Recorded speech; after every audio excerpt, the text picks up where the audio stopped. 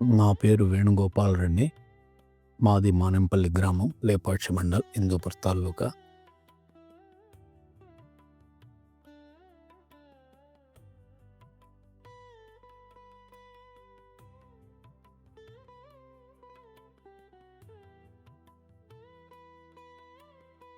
అక్కడ లక్ష్మీదేవి దర్శనమైంది. అప్పుడు ప్రసాదము నాకేదో కరెంట్ జుమ్ అన్నట్లయింది.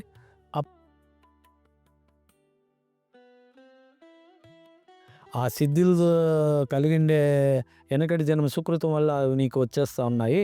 నీవేం ఇప్పుడేం సాధన ఏం చేయలేదు కదా! ఏమి సాధన చేయకుండా వచ్చినాయంటే నీ వెనకటి జన్మ యొక్క శక్తితో అవి వస్తున్నాయి.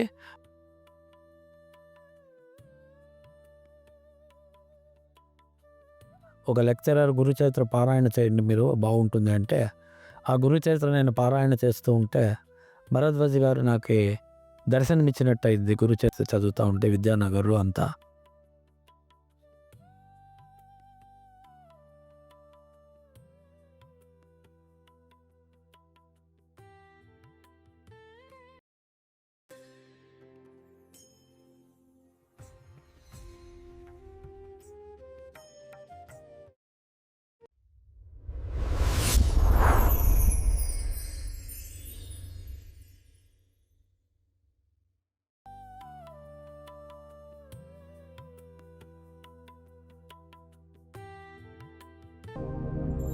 జై సాయి మాస్టర్, జై సాయి మాస్టర్, జై సాయి మాస్టర్, జై సాయి మాస్టర్.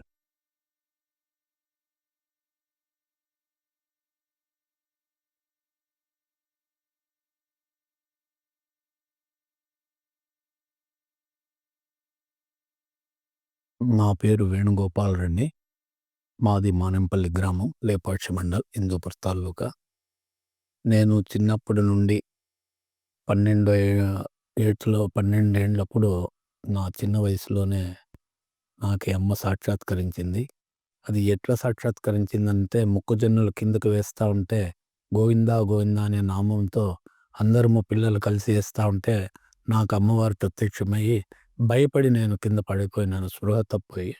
అప్పుడు మా వాళ్ళంతా కరెంట్ ఏమో షాక్ కొట్టింది, అక్కడ ఫీజులు ఉన్నాయి అని వాళ్ళు విచారిస్తే కరెంటు కాదు, నేను కలవరించుకున్నాను. అమ్మ అమ్మ అమ్మ అని కలవరించుకున్నప్పుడు ఏదో దైవశక్తి ఉన్నట్టుంది అని వాళ్ళు అట్లే వదిలేసి ఉన్నారు. తర్వాత కొద్ది రోజులకు నాకు అట్లే స్పృహ తప్పి పడిపోయేవాడిని. ఏదో దెయ్యం వచ్చింది అది ఇది అని మా పెద్దలంతా దాన్ని పరీక్ష చేసి మహాత్ముల దగ్గరికి తీసుకుపోతే, లేదు వీళ్ళకి దైవ సంకల్పము, దైవశక్తి ఉన్నట్టుంది అని చెప్పారు. మాకు కావాల్సిన ఆయన అనంతపురంలో వెంకటరెడ్డి తాతగారు అనేవాళ్ళు ఉండ్రి. వాళ్ళు చాలా ఆధ్యాత్మికవేత్త, మహర్షి కూడా ఆయన. ఆయనకు చెప్తే ఆయన లేదు ఇది దైవానికి సంబంధించింది అని చెప్పి నాకు ఒక ప్రత్యేక గది మా ఊర్లో ఏర్పాటు చేసి మా ఇంట్లో అక్కడ భజనలు అవంతా జరుపుకునేటట్లు చేసినారు. అప్పటి నుండి నాకు ధ్యానము బాగా కుదిరింది. భజన చేస్తూ ఉంటే ధ్యానంలోనే నిలిచిపోతూ ఉంటే బాబా అనేవారు ఒకరు వచ్చిండ్రి. వాళ్ళు వచ్చినప్పుడు విగ్రహాలు అవి తీసి ఇస్తూ ఉండ్రి లేపాక్షిలో. మా పెద్దలంతా నన్ను అక్కడికి తీసుకెళ్ళినారు. ఆయనకి చూపిస్తాము ఏమి ఈయన శక్తి అని. నాకు ఇంటర్వ్యూ కాలే. తర్వాత నేను వాపస్ వచ్చేసి ధ్యానంలో కూర్చోంటే ఒక్క వెలుగు కనబడిసింది బ్రుకుటిలో. ఆ బ్రుకుటిలో వెలుగు నుండి అమ్మవారు దర్శనాలు అయిండాయి. అక్కడ లక్ష్మీదేవి దర్శనమైంది. అప్పుడు ప్రసాదము నాకేదో కరెంట్ జుమ్ అన్నట్లయింది. అప్పుడు చెయ్యి పట్టుకుంటే లక్ష్మీ విగ్రహము చేతిలో ఉండింది. ఈ విధంగా నాకి 10 ఏండ్లు అట్లా ఆ శక్తులతోటే ఇదైనాను. నేనేమి ఎక్కువ సాధన చేయలే ఏంలే. ఉన్నింది ఉన్నట్లే అట్లా అమ్మవారు నాకు దర్శనమిచ్చి నాకు శక్తులు ఇస్తూ ఉండేది. ఏం కావాలి విభూతి, తర్వాత కుంకుమ ఇవంతా ఇచ్చేది. తరువాత ఏమిది అని అట్లా ఇస్తూ ఉంటే ఒక మహాత్ముడు ఇదేమో శక్తులు, వీటి వల్ల నీవేమన్నా క్షీణిస్తావేమో అని చెప్పినారు. చెప్తే నేను దాన్ని అట్లే కంటిన్యూ అవే వస్తూ ఉండే, దానికి నేను ఆపలేకపోయినాను. తర్వాత భరద్వాజ గారు షిరిడీకి వెళ్ళింటే ముందు నాకు భరద్వాజ గారు పరిచయం లేదు, ఏం లేదు. వాళ్ళు షిరిడీ వెళ్ళింటే షిరిడీలో బావ ఆయనకి కల్లో కనబడిసి మా ఊరు అడ్రెస్ ఇచ్చి, నేను వెళ్ళి అక్కడ ఉండి ఆయన మహత్యాలు చేస్తూ ఆయన శక్తి చేసుకుంటున్నాడు. నీవు వెళ్ళి ఆయన ధ్యాన మార్గాన్ని చెప్పు అని చెప్పిన దానివల్ల భరద్వాజ్ గారు తన ముందు స్నేహితులు ఎవరో లేపాక్షిలో లెక్చరర్‌గా ఉంటే ఆయన మల్లికార్జున శర్మ అని ఆయన దగ్గరకొచ్చి మా అడ్రెస్ తీసుకొని మళ్ళా ఇక్కడికొచ్చి మమ్మల్ని కలిసి ఒక్కరోజు ఇక్కడ ఉండి నాకి సాధనా పద్ధతులు అది వైట్ కనబడుస్తుంది గదా! నాకు వెలుగు. ఆ వెలుగును చూడుకోకుండా వేరే ధ్యానంలోనే నిలిచిపో. ఆ వెలుగుని చాలా రోజులు చూడొద్దు. అది కనబడితే మళ్ళా ధ్యానం నిలిపేసి మళ్ళా చేస్తూ ఉండు. ఈ విధంగా కొద్ది రోజులు చెయ్యి, తర్వాత చెప్తాను అన్నారు. అట్లా చేసినాను. చేసిన తర్వాత అమ్మవారు ఆ వెలుగులో దర్శనం ఇవ్వలేదు. కానీ సమాధి స్థితి కలిగేది. సమాధి స్థితిలో గంట, 2 గంటలు, 3 గంటలు, 5 గంటల సేపు ఉండే టైం గూడా ఉంది. అదయిన తర్వాత నాకీ విగ్రహాలు రావడం గానీ, శక్తి రావడం గానీ లేదు. అమ్మవారు గూడా తర్వాత తగ్గిపోయిందన్నమాట దర్శనమిచ్చేది. ఒక ఆకారం, ఒక శక్తి అది నిలిచిపోయింది. తరువాత ధ్యాన స్థితిలోనే ఉండిపోతూ ఉన్నా. భరద్వాజ గారు కొన్ని సలహాలిచ్చి, ఈ విధంగా నన్ను వేరే మార్గం ధ్యాన స్థితికి తెచ్చేసినారు. ఆ మహిమలు ఇలాంటివన్నీ లేకపోకుండా అయిపోయినాయి. ధ్యాన స్థితిలోనే ఆనందంగా ఉంటూ నాకు ఒక సౌండ్ వినబడిసేది. ఆ సౌండ్ కొద్ది రోజులు వినబడిసేది. ఒక గంట వినబడిసేది, 2 గంటలు వినబడిసేది. తర్వాత లేకుండా పోయేది. అంటే నేను కొంచెం బాధపడతా ఉంటే. అది అట్లే కంటిన్యూగా వినబడితే ఆనందంగా ఉండొచ్చు గదా! అని నా కోరిక. దాని గురించి ఎందరో మహాత్ములు కాశీ నుండి కన్యాకుమారి వరకు ఎందరో మహాత్ముల సలహాలు అడుక్కుంటూ నేను వెళ్ళినాను. వెళ్తే అక్కడ మాయి అమ్మగారని కన్యాకుమారిలో ఉండ్రి. ఆ మహాతల్లి సముద్రంలో నడుచుకుంటూ వెళ్ళేది. నడుచుకుంటూ వచ్చేది. ఆ మహాతల్లి దర్శనం చేసుకున్నాం. ఎవరికి ఆమె దర్శనం ఇచ్చేదో ఒక రూమ్‌లోకి పోయి వాకిలేసుకుంటుంది. అట్లాగే నన్ను రమ్మని ప్రత్యేకంగా ఆయమ్మ పాదాలిచ్చి నాకు నా స్నేహితునికి నమస్కరించుకోండి అనే పాదములిచ్చింది. అప్పుడు నేను ఆమె సేవ కొద్దిసేపు చేసిన తర్వాత ఏదో నాకు దివ్యానుభూతి కలిగింది. ఆ అనుభూతి ఇట్లే ఉండాలమ్మా అని చెప్పినాను. అయితే ఆమెకు మా భాష తెలీదు. మా బ అంటే నేను అట్లంటే ఆమె అర్థం చేసుకొని ఆశీర్వాదం చేసింది. అప్పటి నుండి నాకు ఇంకా కొంచెం ఎక్కువ ధ్యానం చేసుకునేకి అవకాశం అయింది. ఆ స్థితిని అట్లే కొనసాగిస్తూ పోతూ ఉన్నాను. జై సాయి మాస్టర్.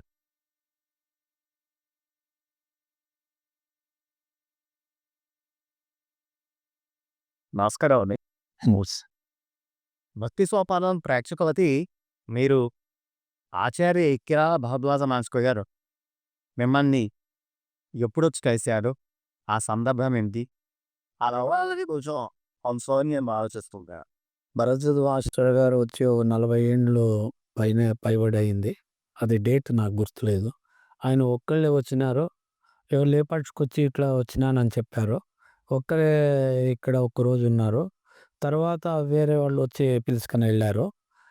నేను భరద్వాజ గారు ఉన్నప్పుడు సాధన గురించి మాట్లాడినాము. మాస్టర్ గారు ఇట్లా నాకు షిరిడీలో ఈ విధంగా అయింది నాన్న. దానివల్ల నేను వచ్చినాను. నీవు ఏ విధంగా ఎట్లా ఏమి అంటే నా స్థితి అంతా చెప్పినాను. ఈ విధంగా ధ్యానం చేసుకుంటే భృకుటిలో వెలుగొస్తుంది.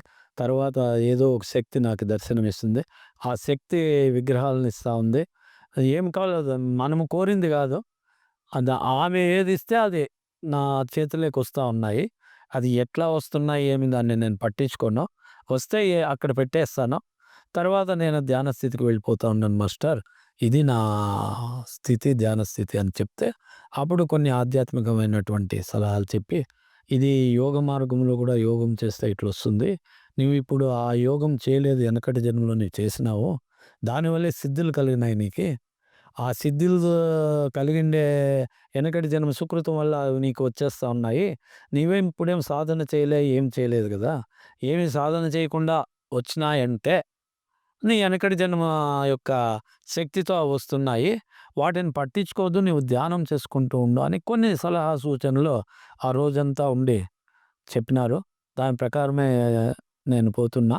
విద్యానగర్‌కి ఒక్కసారి రండి, మీరక్కడ ఉండి వస్తుర్రు అన్నారు. సరే స్వామి నేను వస్తానని వెళ్ళినా. జై సాయి మాస్టర్.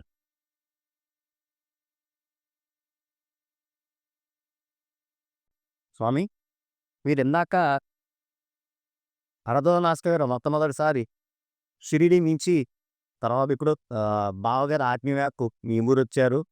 మీతో మాట్లాడి సాధనలు మీ గురించి అడిగి తెలుసుకొని, మీ సాధన ఎలా ఉంటుందో అడిగి తెలుసుకొని, దానికి ఇలా ఇలా చేసి పైన చెప్పి, ఒకరోజు మీ దగ్గర ఉండి, తర్వాత రేపు విద్యానగర్ ఒకసారి రా అని చెప్పి మిమ్మల్ని అన్నారు.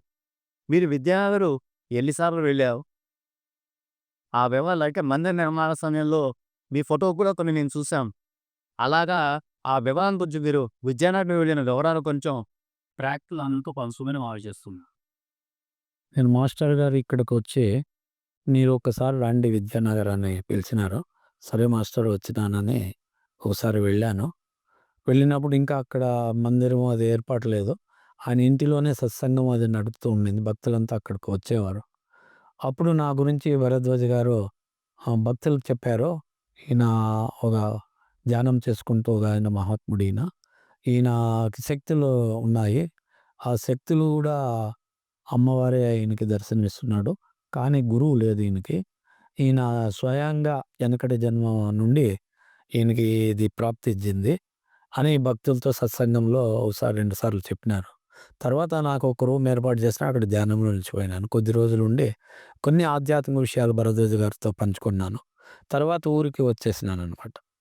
వచ్చేసిన తర్వాత మళ్ళా ఒక 3 మంత్స్, 4 మంత్స్ అయిన తర్వాత మళ్ళా గు ఎవరో గురుచరిత్ర ఇచ్చింటే ఒక లెక్చరర్ గురుచరిత్ర పారాయణ చేయండి మీరు బాగుంటుంది అంటే, ఆ గురుచరిత్ర నేను పారాయణ చేస్తూ ఉంటే భరద్వాజ్ గారు నాకి దర్శనమిచ్చినట్టయింది గురుచరిత్ర చదువుతా ఉంటే విద్యానగర్‌లో అంతా. అప్పుడు నేను పోవాలా అనే తపన నాకి చాలా కలిగింది. తరువాత 3, 4 రోజుల్లోనే మాస్టర్ గారు లెటర్ రాసినారు నాకి.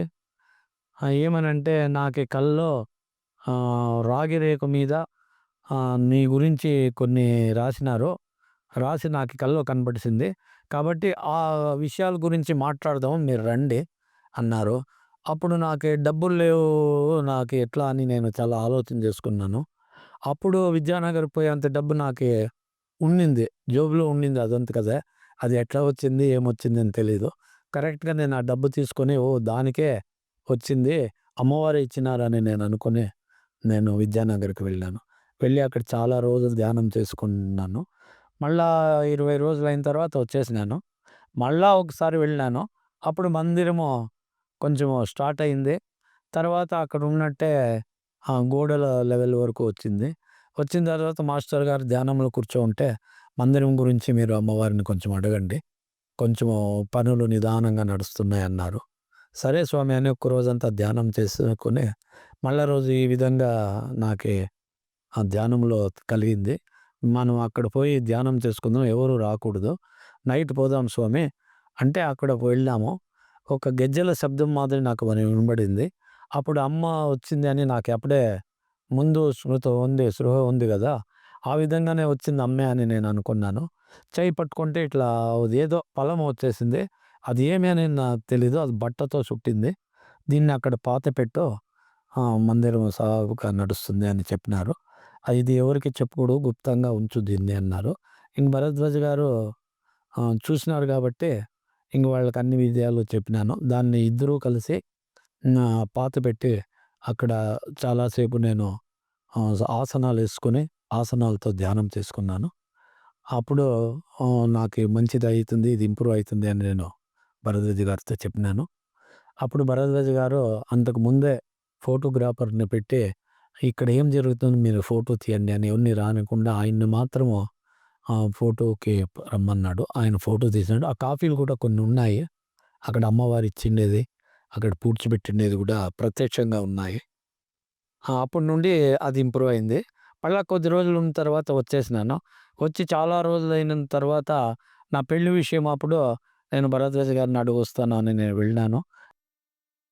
జై సాయి మాస్టర్.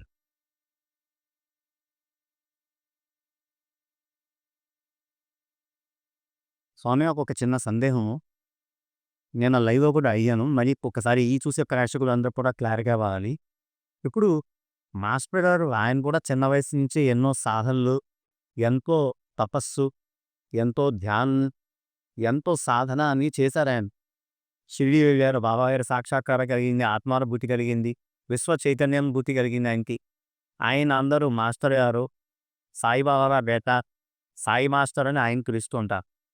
ఆయన మీరిందాక అన్నారు. మందిర్ నిర్మాణ సమయంలో ఏవో చిన్న ఆటంకాలున్నాయి. అమ్మవారిని అడగండి అని అన్నారు. ఆయన అమ్మవారిని అడగమన్నారా? లేకపోతే మీరే అమ్మవారిని అడిగారా మందిరం? అంటే ఆయన మానల్లో ఇలా ఉందని చెప్తే మీ అంతటా మీరు అడిగాక మాస్టర్ గారే రమ్మని అడగండి బదులు అయ్యారా మళ్ళీ? లేదు, మాస్టర్ గారే నన్ను అడగమన్నారు. ధ్యానంలో చూడండి అమ్మవారు ఏం చెప్తుందో మీకే అన్నారు. నేనప్పుడు ధ్యానంలో కూర్చోంటే ఈ విధంగా చెప్పినారు. పోయి అక్కడ ఇది స్థాపన చేయండి. అక్కడ మీరు ధ్యానంలో కూర్చోండి. నేనక్కడ దర్శనమిస్తాను. మీరు అక్కడ కొంచెము పాతిపెట్టాలా, ప్రసాదం వస్తుంది. దాన్ని పాతిపెట్టండి. ఆ శక్తి అమోఘంగా మందిరం తయారవుతుంది అని అమ్మవారు చెప్పినారు అని భరద్వాజ గారితో చెప్తే, సరే మేము రాత్రికి వెళ్దాం అని చెప్పి ఆ రాత్రే వెళ్ళి అక్కడ అదంతా చేసినాం. అదే ఫోటోలు చూసాను స్వామి. మీరన్నారన్నారు అక్కడ కొన్ని ఫోటోలున్నాయి. మీరు ఏదో గుంత తీసి దాంట్లో పెడుతున్నట్టు ఇలా కొన్ని ఫోటోలున్నాయి. అది మీరన్నారు కదా! అది రహస్యము అని అనుకున్నప్పుడు మళ్ళీ ఫోటోగ్రాఫ్ ఎందుకొచ్చాయండి? అవి ఫోటోలు ఎందుకు తీశారు నాకు అర్థం కాల. మేము ఫోటోలు మొదటే చెప్పినాం మనకి. ఫోటో మాస్టర్ గారు చెప్పారు. ఇక్కడ ఏం తంతు నడుస్తుంది, ఏమి మేము ధ్యానం ఎలా చేస్తాము, ఏమి ఫోటో వేరే ఏమన్నా దృశ్యం కనబడుతుందా? అమ్మవారి దృశ్యము. నేను చెప్పింటి కదా! అమ్మవారు అక్కడ దర్శనమిస్తారని. దృశ్యం ఏమన్నా కనబడుతుందా అని ఫోటో తీయండి అంటే ఆయన్ని పిలుచుకొని ఫోటో తీసాము. కానీ దృశ్యం ఏమి కనబడలేదు. ఆయనకు కూడా కనబడలేదు. నాకు మాత్రం ఒక శక్తి మాదిరి వచ్చి అది ప్రసాదించింది. దాన్ని పాతిపెట్టినాం. అంతవరకు. స్వామి అంటే ఇది చాలా చిన్న విషయం అయినా అడుగుతున్నాను. ఇప్పుడు మీరు ఆ రోజు వస్త్రధారణ అంటే మీరు అక్కడ ధ్యానంలో నా వస్త్రధారణ ఎందుకు అలా ఉన్నది? అంటే ఇప్పుడు మామూలు ఇప్పుడు ఇది ఈరోజు ఇలా ఉందే మామూలు వస్త్రధారణ ఉండేది. ఆ రోజు ఒక తుండుగుడ్డతో ఉన్నారు మీరంటే దానికి ఏమైనా ప్రత్యేక కారణం అలాగే ఉండడానికి గల కారణం ఉందా అది? నేను ధ్యానం చేసేటప్పుడు నైట్ కూడా బట్టలంతా ఇప్పేసి దిగంబరంగా ఎన్నోసార్లు ధ్యానం చేసుకున్నాను. అమ్మవారు కూడా దిగంబరంగానే కొద్ది రోజులు ఉండమన్నారు అప్పుడు. తర్వాత నేను దాన్ని వదిలేసినాను. మొదట అంతా దిగంబరంగా పూజ చేసేవాడిని. నైట్ అయితే నేను బట్టలే వేసుకుంటానులే. ఎక్కడ ధ్యానంలో కూర్చున్నా గోచి మాత్రం పెట్టుకునేవాడిని. ఆ విధంగా నేను ధ్యానం అదే విధంగానే కూర్చున్నాను అక్కడ కూడా. అంటే ఫోటోల కోసం కావడం ఏం లేదేమో ఫోటో సంబంధం లేదు. అంటే ఇప్పుడు స్వామి కొంతమంది ఫోటోలు వచ్చేసరికి ఫోటోల్లో నేను చాలా సాధన చేసేవాడిని తెచ్చుకోనని చెప్పి రకరకాల వస్త్రాలు వేస్తుంటారు. అలాగేమి కాదు. అలా ఇదే లేదు నాకు. లేదు అంటే ఈ చిట్ సరే నేను అందరి కోసం డౌట్ ఇదేంటో ఒకసారి క్లారిఫై అవుతున్న ఉద్దేశం అందరికీ తెలుస్తున్న ఉద్దేశంతో అడుగుతున్నా. నేను ఆత్మజ్ఞానాన్ని తెలుసుకున్నాను కాబట్టి నాకు ప్రచారం చేసేది కానీ, ఇంకోరితో పొగిడించుకునేది కానీ అది నాకు అవసరం లేదు. నా ఆత్మ ధ్యానంలో, ఆత్మస్థితిలో నేను నిలిచిపోయినాను. నా ప్రాణం ఎక్కడ పోతుంది అని తెలుసుకున్నాను. హాయిగా ఉన్నాను. వచ్చినోళ్ళు ధ్యాన గురించి అడుగుతారు. ఎట్లా స్వామి ధ్యానము ఇదేం నాకు ఇట్లా ఆటంకం ధ్యానంలో కలుగుతుంది. దానికి ఏం చేయాలంటే దాని గురించి నాకు తెలిసింది నేను చెప్తా. అంతేగాని నన్ను స్వామి అని, గురువుగా ఎన్నుకోండి అని గాని నేనెప్పుడు మనసులో కూడా అది రాలే. వచ్చేది కూడా లేదు. జై సాయి మాస్టర్.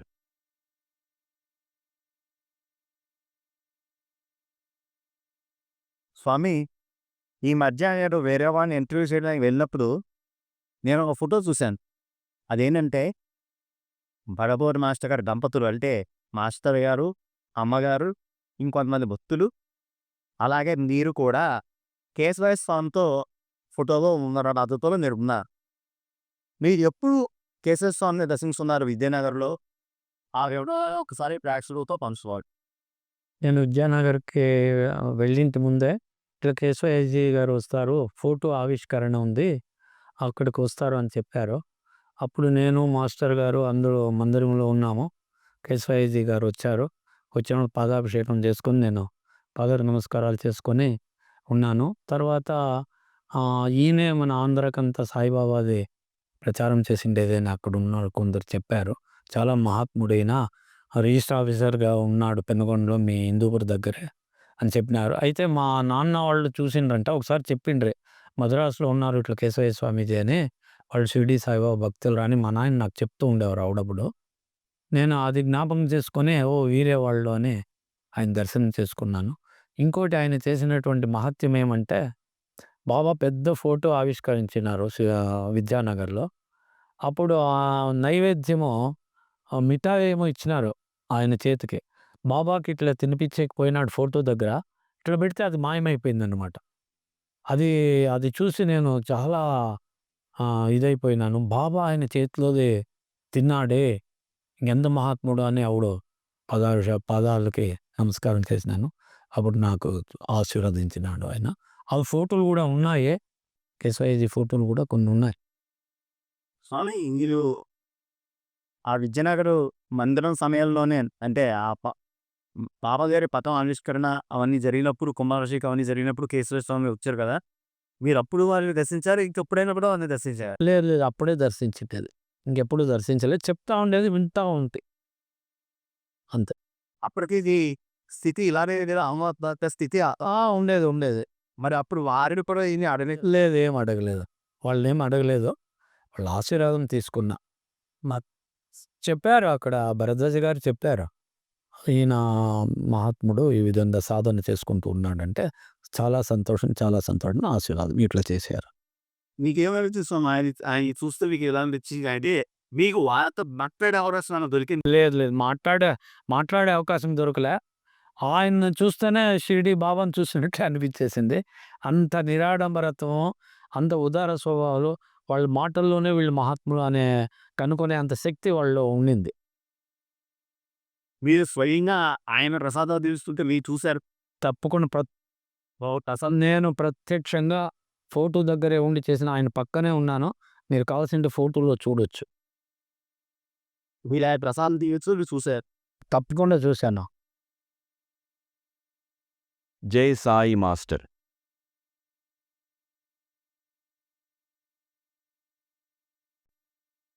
నేను షిరిడీకి వెళ్ళినప్పుడు భరద్వాజ మాస్టరు శిష్యులతో కూడి షిరిడీకి వచ్చినారు.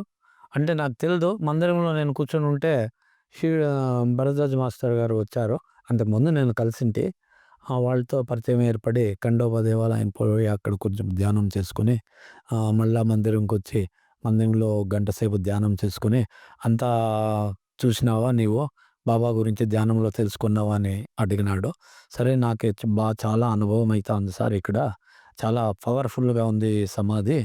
ఇక్కడ ధ్యానమే ఏదో లోకానికి వెళ్ళిపోయినట్టుగా ఉంటుంది అని నా అనుభవం పంచుకున్నా. మేము స్థావరం అక్కడెక్కడో దూరం చెప్పినారు చెత్తను వాళ్ళు బస చేసేది. నేను అక్కడికి పోలేకపోయినాను.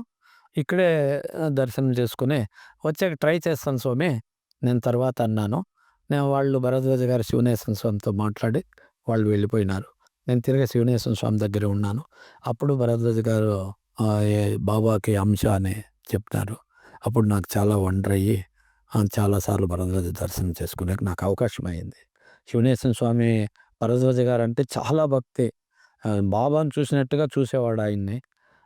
మన భరద్వాజ గారు కూడా పోతే శివనేశ్వర స్వామే ఫస్ట్ ఆయన్ని కలిసేవారు అని కూడా తెలిసింది. అంతవరకు నేను షిరిడీలో చూసినాను భరద్వాజ గారు.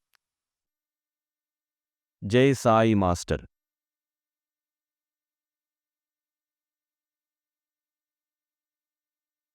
స్వామి, ఒక పుస్తకంలో నేను చదివాను. మీరు సుబ్బలక్ష్మి గారు, వారి భర్త అయిన మల్లాది సీతారామయ్య గారు వారింటికి వెళ్ళారు. వారికి వీరు రుద్రాక్ష ఇచ్చారు అన్నది నేను చదివి ఉన్నాను. అదేందో ఒక్కసారి ప్రేక్షకులతో కాస్త పంచుకోవాలని నేను ఆలోచిస్తున్నా. నేను ఒంగోలుకు వెళ్ళినప్పుడు నేను అక్కడ వాళ్ళ ఇంట్లోనే పండుకుంటా ఉంటే, ఎప్పుడూ అది ఎందరో మహాత్ములు చేసి ఇచ్చినటువంటి రుద్రాక్షలు అవి నేను వేసుకుంటా ఉంటే, దాన్ని నేను పండుకునేటప్పుడు దిండు దగ్గర పండుకుంటా ఉంటే, నేను దాన్ని ఆ రోజు నేను ఊరికొచ్చేటప్పుడు నాకు ఆ రోజు నైట్ కలిగింది. రుద్రాక్షలు సీతారామయ్య గారికి ఇయ్యాలా అని. అది ఇస్తాంలే మళ్ళా పోయేటప్పుడు ఇస్తాము అని నేను ఇవ్వలేకపోయినాను. అయినా అది అక్కడే మంచం కింద ఉండింది. ఆయన ఫోన్ చేశాడనమాట. ఇట్లా అయింది, ఇట్లా అయింది అని. చేసి అయ్యో! అది మీకే అక్కడ ఉంచినాను. నేను పొద్దున్నే నేను అది మీకు చెప్పేది మర్చిపోయినాను స్వామిగారు. మీరు దాన్ని వాడుకోండి. అది మీకోసమే అక్కడ ఉంది. మీకివ్వాలని నాకు సంకల్పమైంది. మా ఎందరో మహాత్ములు ఆశీర్వాదం చేసిండేటటువంటి ఆహారం అది. దాన్ని మీరు యూజ్ చేసుకోండి. మీకు ఆ కోరిక ఉంది కాబట్టి అమ్మవారు దాన్ని మిమ్మల్ని అక్కడే ఉంచినారు. ఆ రుద్రాక్షలను అక్కడ ఉంచినారు. అది మీకు సంబంధించిందే. మీరు యూజ్ చేసుకోవచ్చు అని మిమ్మల్ని మనవి చేస్తున్నాను అని మళ్ళా నేను చేశాను. మీకు అమావాస్య కింద రుద్రాక్షలు అక్కడ ఉంచేసామని కల్లో కనబడిచింది. వాళ్ళకిమ్మని చెప్పింది. సీతారామయ్య గారికి ఈ రుద్రాక్షలను ఇవ్వండి అని చెప్పింది. అయినా నేను మర్చిపోయి అక్కడ పెట్టి వదిలేసొచ్చేసినాను. దాన్ని మళ్ళా వాళ్ళు ఉత్తరం రాశారు. ఆ ఉత్తరం రాసినప్పుడు, "అయ్యో! అది మీకేనయ్యా అమ్మగారిచ్చిండేది. నేను వచ్చేటప్పుడు హడావుడిలో నేను ఇవ్వలేకపోయినాను. అది మీరే తీసుకోండి" అని చెప్పాను. జై సాయి మాస్టర్.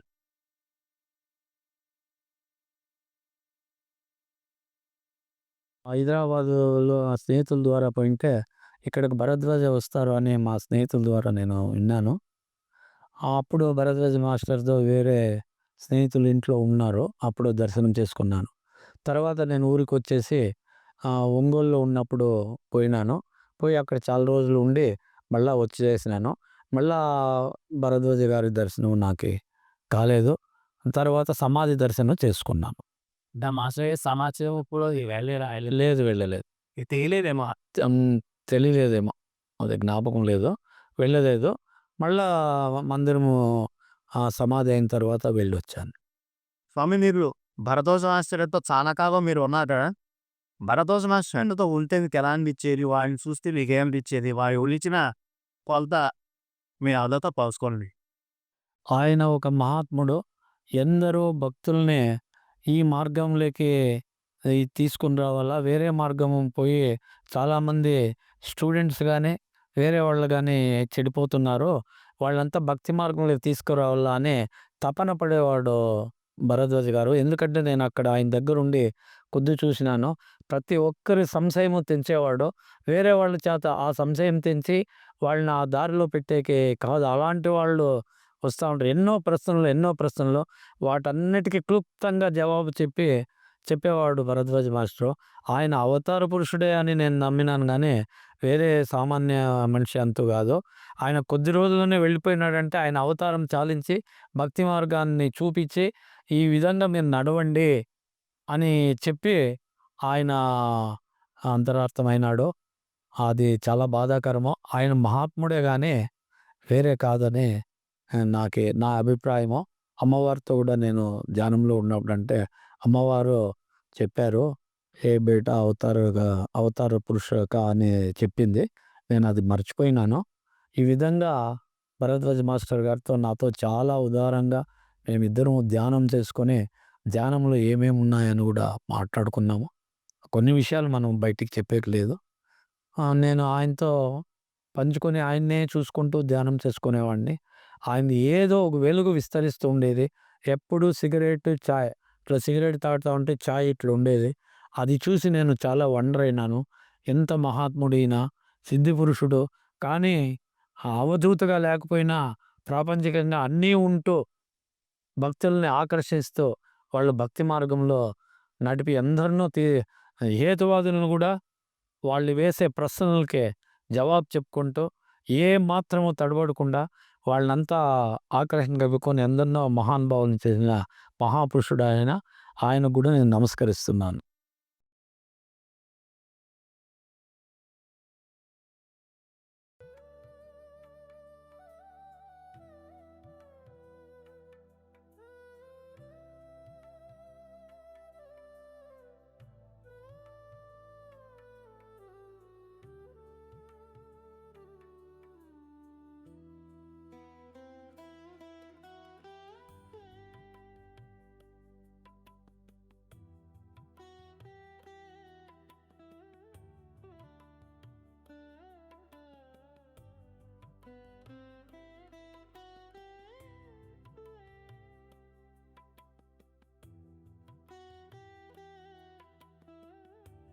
జై సాయి మాస్టర్. జై సాయి మాస్టర్. జై సాయి మాస్టర్.